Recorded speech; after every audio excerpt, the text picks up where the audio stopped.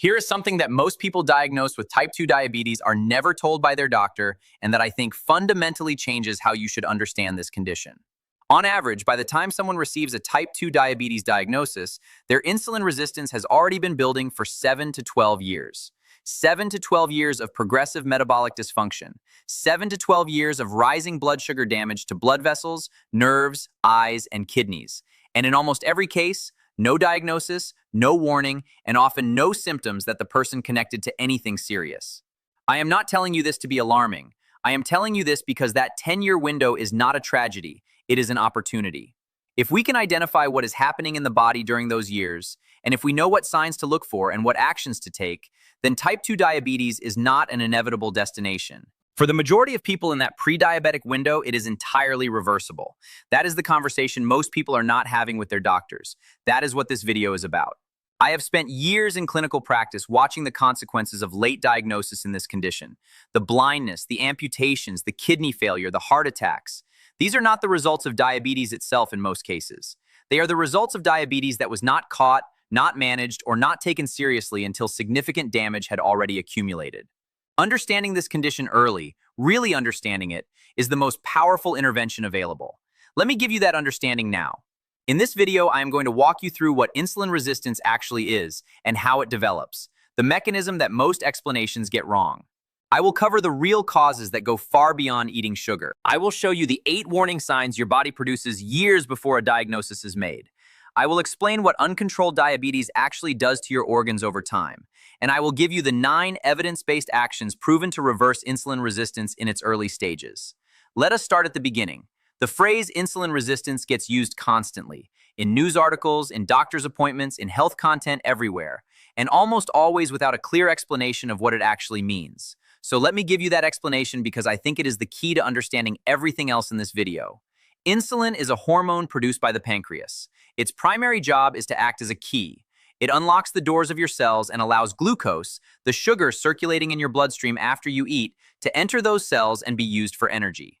That is the normal, healthy process. Insulin resistance occurs when the cells, particularly muscle cells, fat cells, and liver cells, stop responding to insulin's signal effectively. The key is still being inserted, but the lock has changed. Glucose cannot enter the cells efficiently. It builds up in the bloodstream. The pancreas detects this elevated blood glucose and responds the only way it knows how, by producing more insulin. More insulin is secreted. For a while this works. Blood glucose levels appear normal, but the pancreas is now working far harder than it should, and the cells are becoming progressively more resistant to insulin over time. This is the hidden decade. The period during which insulin levels are elevated, cells are progressively more resistant, and blood glucose, while technically in the normal range on a standard fasting blood test, is trending upward.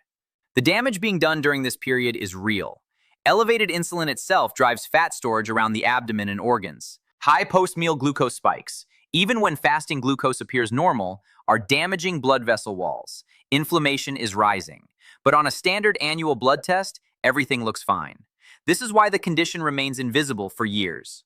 Prediabetes is defined as a fasting glucose between 5.6 and 6.9 millimoles per liter, or an HbA1c between 39 and 47 millimoles per mole.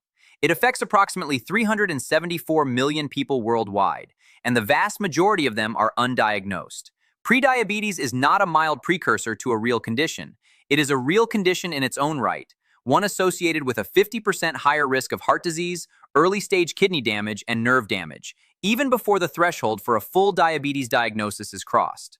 The most persistent and damaging myth about type 2 diabetes is that it is caused by eating too much sugar. And while excessive sugar consumption does contribute, particularly fructose in liquid form, which drives visceral fat accumulation and liver insulin resistance, reducing the cause of a systemic metabolic condition to a single dietary choice fundamentally misrepresents the biology and leads to completely inadequate prevention strategies. The real causes of insulin resistance are multiple, interacting, and in most cases entirely modifiable. The first and most significant cause is excess visceral fat, the fat that accumulates not under the skin, but around and inside the abdominal organs, including the liver and the pancreas itself. Visceral fat is metabolically active in a way that subcutaneous fat is not. It releases inflammatory cytokines, signaling molecules that directly interfere with insulin receptor function in muscle and liver cells. It also releases free fatty acids into the portal circulation, driving hepatic insulin resistance. The accumulation of visceral fat is the single strongest predictor of insulin resistance, and it is driven not just by total calorie intake, but by the quality and composition of the diet, activity levels, sleep, and stress. The second cause is a diet high in ultra-processed foods and refined carbohydrates. Ultra-processed foods, industrially manufactured products with long ingredient lists, stabilizers, emulsifiers, and added sugars, drive rapid and extreme post-meal glucose spikes. These spikes demand high insulin responses. Over years, repeated high insulin environments accelerate the development of cellular insulin resistance. Ultra-processed foods also displace fiber, which slows glucose absorption and feeds the gut microbiome, and they promote overconsumption through engineered palatability. The correlation between ultra-processed food consumption and T2D risk is now among the strongest dietary associations in epidemiology. The third cause is sleep deprivation. This one consistently surprises people, but the evidence is now unambiguous. A single night of sleep deprivation produces measurable insulin resistance in healthy individuals. Chronic poor sleep, defined as fewer than 6 hours per night, is associated with a 28% higher risk of developing type 2 diabetes, independent of diet and exercise. The mechanism involves cortisol, the stress hormone that rises with sleep deprivation and directly antagonizes insulin action, and disruption of hunger-regulating hormones that drive carbohydrate cravings the following day. Other significant causes include chronic psychological stress, which keeps cortisol chronically elevated, physical inactivity, which dramatically reduces muscle cells' capacity to take up glucose independent of insulin, gut microbiome disruption from antibiotic use and processed food, and genetic predisposition, which determines the threshold at which insulin resistance develops under any given lifestyle load. Type 2 diabetes is not a personal failing. It is the result of identifiable biological mechanisms acting in an environment that is increasingly hostile to metabolic health. That framing matters because it opens the door to action rather than shame. These are the signs that appear during the hidden decade, years before a formal diagnosis. Most people either do not notice them or notice them and attribute them to something else entirely.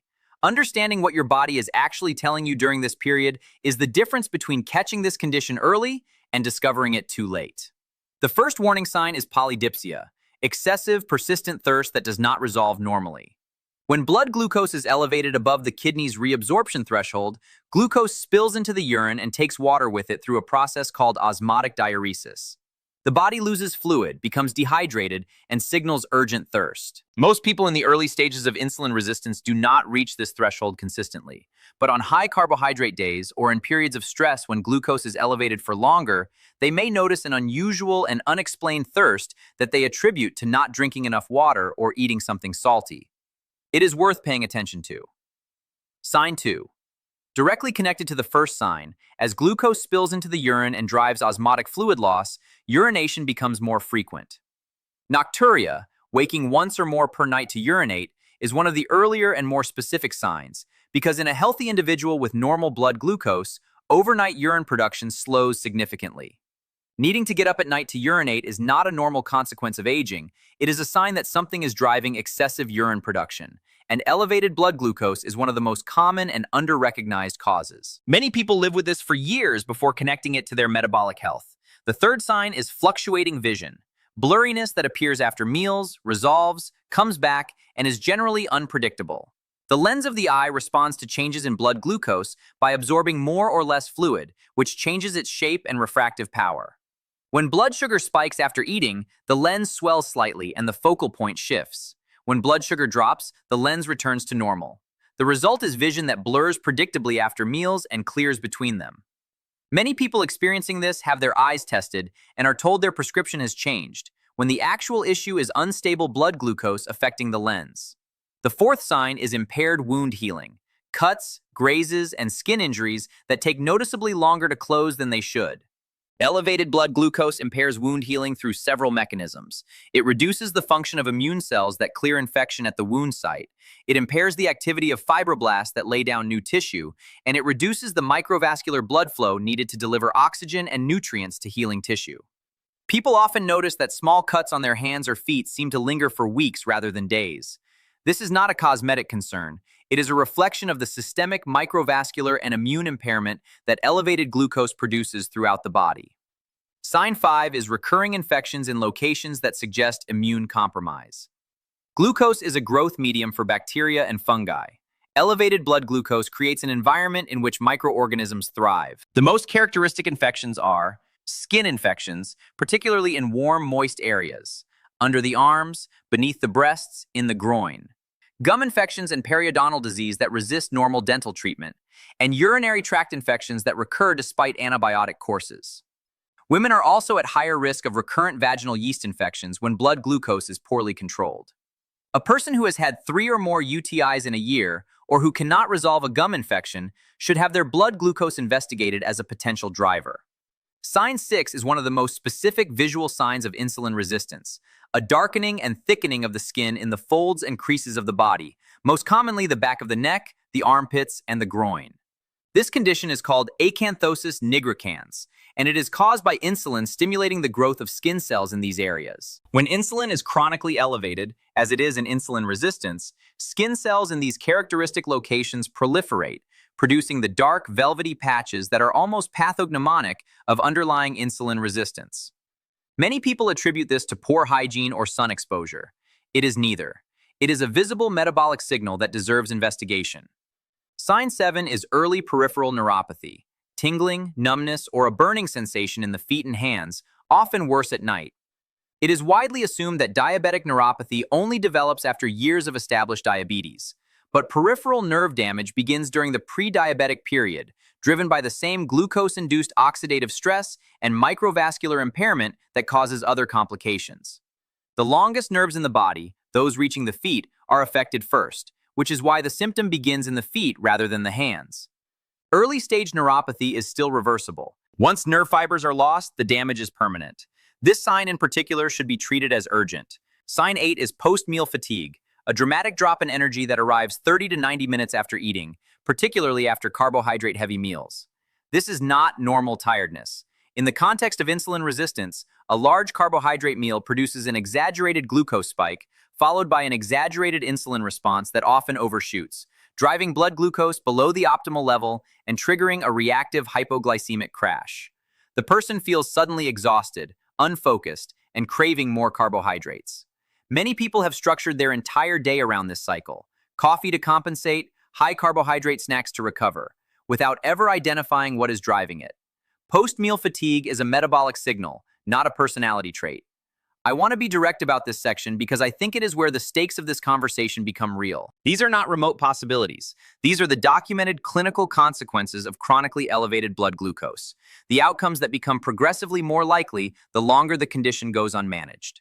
To your eyes, diabetic retinopathy is the leading cause of preventable blindness in working-age adults worldwide. The tiny blood vessels of the retina are among the first to be damaged by elevated glucose. In early stages, the damage is invisible without specialist examination. In later stages, vessels leak, new abnormal vessels grow, and the retina detaches. Regular retinal screening is one of the most important interventions in diabetes management, yet globally, uptake remains far below recommended levels. To your kidneys. As I discussed in the previous video, diabetic nephropathy is the single leading cause of kidney failure requiring dialysis worldwide, accounting for approximately 40% of all cases. The progression from normal kidney function to failure happens over 10 to 20 years in uncontrolled diabetes and is almost entirely preventable with early detection and blood glucose management. If you have not watched video 3 on kidney disease, the connection between these two conditions is something I would strongly encourage you to understand. To your nerves. Diabetic peripheral neuropathy affects approximately 50% of people with long-standing diabetes. It causes pain, burning, numbness, and eventually the complete loss of sensation in the feet, a condition that makes foot injuries invisible and allows minor wounds to progress to deep infections and amputation. Approximately 80% of lower limb amputations in diabetes are preceded by a foot ulcer that was missed or inadequately treated. Regular foot examination is not optional in diabetes management. It is life-altering. To your heart. People with type 2 diabetes have a 2 to 4 times higher risk of heart attack and stroke than people without it. The mechanisms are multiple: accelerated atherosclerosis, endothelial dysfunction, pro-inflammatory signaling from visceral fat, and the direct effect of elevated glucose on cardiac muscle. Cardiovascular disease remains the leading cause of death in people with type 2 diabetes, which is why the medications that have shown the greatest mortality benefit in this condition, SGLT2 inhibitors and GLP-1 agonists, do so largely through cardiovascular and kidney protection. Now, the most important part, these 9 actions are not lifestyle suggestions. Each of them has robust clinical trial evidence supporting its effectiveness at improving insulin sensitivity and reducing the risk of progression from prediabetes to full type 2 diabetes. Several of them are proven to reverse the condition entirely in its early stages. Action 1. The landmark diabetes prevention program trial demonstrated that losing 5 to 7% of body weight through lifestyle changes, diet and exercise combined, reduced the risk of progressing from prediabetes to type 2 diabetes by 58% over 3 years. That is a larger effect than metformin, the standard first-line diabetes medication, which reduced risk by 31% in the same trial. Weight loss works primarily by reducing visceral fat and the inflammatory signaling that drives cellular insulin resistance. The effect is dose-dependent. The more visceral fat lost, the greater the improvement in insulin sensitivity. Action 2. This is not a sugar-free diet or a zero-carbohydrate prescription. It is a shift away from foods that cause large, rapid glucose spikes. White bread, white rice, sugary drinks, breakfast cereals, pastries, crisps, and packaged snacks, toward foods that are absorbed more slowly and promote satiety. Whole grains instead of refined grains. Legumes, vegetables, and fruit instead of processed snacks. Protein and healthy fat at each meal to slow glucose absorption. A practical target. Reduce ultra-processed food to fewer than 20% of total calorie intake. Studies show this alone, without calorie restriction, significantly improves insulin sensitivity within weeks. Action 3. This is one of the most clinically underrated and practically accessible interventions in this entire list. A 2022 study published in Sports Medicine demonstrated that 10 minutes of light walking after meals reduced post-meal glucose spikes by 58% more effectively than a single 30-minute walk at another point in the day. The mechanism is simple. Muscle contraction causes glucose uptake independently of insulin.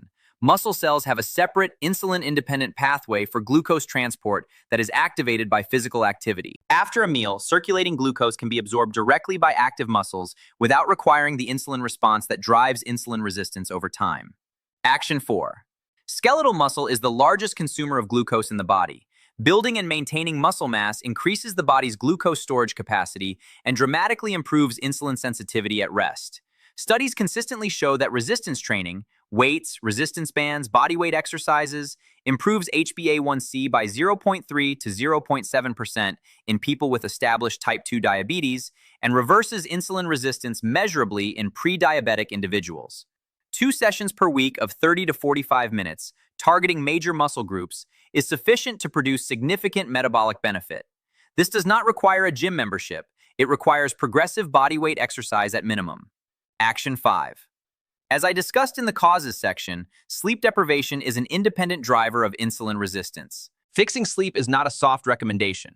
It is a clinical one with measurable metabolic effects. Improving sleep duration from under 6 hours to 7 or more hours per night improves insulin sensitivity by approximately 20% in studies of sleep-deprived adults. If you struggle with sleep quality, obstructive sleep apnea is a particularly important consideration. It is both extremely common and extremely effective at driving insulin resistance through repeated cortisol and adrenaline surges overnight. If you snore heavily or wake unrefreshed, a sleep study is warranted. Action 6. Cortisol directly antagonizes insulin action. A person under chronic psychological stress, work pressure, financial anxiety, relationship conflict, caregiving burden, is producing cortisol that is actively working against every other metabolic intervention they are making. Structured stress management is not optional in metabolic health. Device-guided slow breathing, mindfulness practice, yoga, and time in nature have all demonstrated reductions in cortisol and improvements in insulin sensitivity in clinical studies. The target is not to eliminate stress. It is to interrupt the chronic cortisol elevation that metabolic health cannot function alongside. Action 7. HbA1c, glycated hemoglobin, reflects your average blood glucose over the preceding 2 to 3 months. It is the most reliable single test for detecting prediabetes and diabetes, and it is available from any standard blood test. Risk factors that warrant annual testing include age over 45, overweight or obesity, family history of diabetes, previous gestational diabetes, polycystic ovary syndrome, cardiovascular disease, or high blood pressure. If you have 2 or more of these risk factors and have not had an HbA1c in the past year, please request one. This is the test that catches the hidden decade before it becomes a diagnosis. Action 8. Time-restricted eating, consuming all daily food within a consistent window of 8 to 10 hours and fasting for the remaining 14 to 16 hours has shown significant benefits for insulin sensitivity in multiple randomized trials independent of calorie intake. The mechanism involves circadian biology.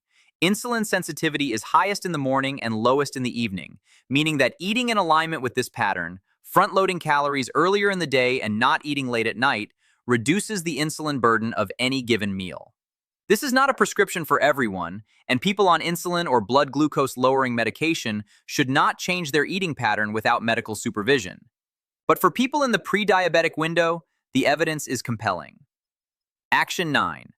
I want to address this directly and without ambiguity. If your HbA1c is above 48 millimoles per mole, the threshold for a type 2 diabetes diagnosis, lifestyle changes alone are an insufficient first response for the majority of people. Medication is not a failure of willpower. Metformin remains a safe, well-tolerated, and inexpensive first-line option with additional evidence for cancer risk reduction and modest cardiovascular benefit. SGLT2 inhibitors and GLP-1 receptor agonists, such as semaglutide, have transformed the management of type 2 diabetes because they do not merely lower blood glucose, they independently reduce cardiovascular death, kidney disease progression, and, in the case of semaglutide, drive significant weight loss that itself reverses insulin resistance. Have this conversation with your doctor, armed with these specifics. You deserve a full explanation of your options. I want to end this video with something I believe very strongly and that I think gets lost in how diabetes is discussed both medically and publicly. Early-stage insulin resistance and prediabetes are reversible. Not manageable, reversible. The Diabetes Prevention Program showed this. Dozens of subsequent trials have confirmed it.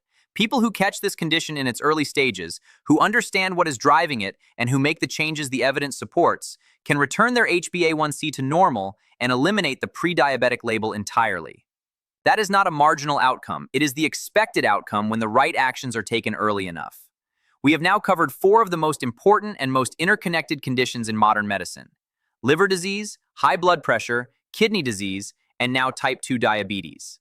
Each one feeds the others. Each one is largely preventable. And each one, if caught early and managed correctly, does not have to follow the trajectory that so many people experience.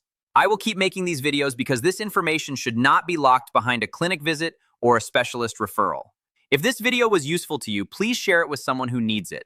Someone with a family history of diabetes. Someone who is always tired after meals. Someone whose waistline has been growing for the past decade. A share costs nothing and might change everything. Subscribe so you do not miss video 5, where I will be covering heart disease, the warning signs most people miss, the investigations that can detect coronary artery disease a decade before a heart attack, and the 10 proven steps that reduce your risk dramatically. I will see you there.